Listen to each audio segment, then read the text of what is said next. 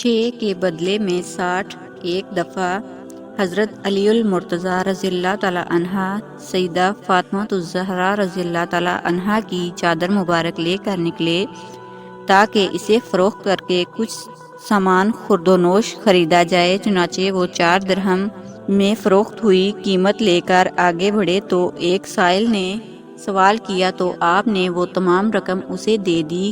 خالی ہاتھ لوٹ رہے تھے کہ راستے میں ایک دیہاتی ملا، اس کے پاس ایک اونٹنی تھی۔ کہنے لگا، اے ابو الحسن، یہ اونٹنی خرید لو۔ آپ نے فرمایا، میرے پاس پیسے نہیں ہیں۔ دیہاتی کہنے لگا، پیسے کچھ عرصہ بعد دے دینا۔ آپ نے 100 درہم کے عوض میں اونٹنی خرید لی، اور جب آگے بڑھے تو راستے میں ایک اور شخص ملا۔ کہنے لگا، کیا یہ اونٹنی فروخت کریں گے؟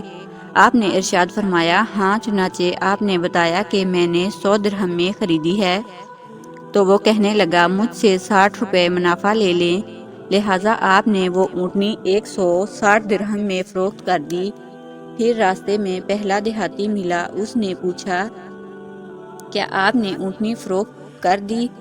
تو حضرت علی رضی اللہ عنہ نے فرمایا، ہاں۔ چنانچہ آپ نے 100 روپے قرض تھا، اسے ادا کر دیا اور 60 روپے لے کر سیدہ فاطمہ رضی اللہ تعالیٰ عنہ کے پاس پہنچے۔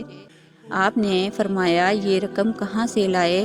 تو حضرت علی رضی اللہ تعالیٰ عنہ نے فرمایا، میں نے 6 درہم پر اللہ تعالیٰ کے ساتھ سودا کیا تھا، اس نے 60 عطا فرما دیے۔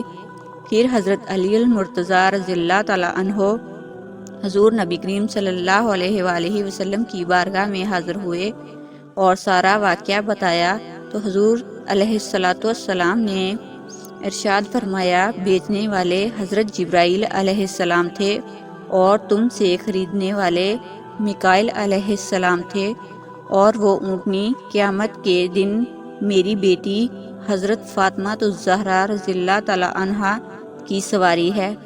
حضرت ابن عمر رضی اللہ تعالیٰ عنہ سے روایت ہے کہ حضور علیہ السلام نے ارشاد فرمایا، قیامت کے دن آواز دینے والا آواز دے گا، کہاں ہیں وہ لوگ جو فقیروں اور مسکینوں کی عزت کرتے تھے، یعنی انہیں صدقہ خیرات دیتے تھے؟ تم جنت میں داخل ہو جاؤ، تم پر کوئی خوف نہیں ہے اور تم غم نہ کرو۔ پھر پکارا جائے گا، پکارنے والا کہاں ہے؟ وہ لوگ جنہوں نے مسکینوں، فقیروں اور ناداروں کی بیمار پرسی کی دنیا میں۔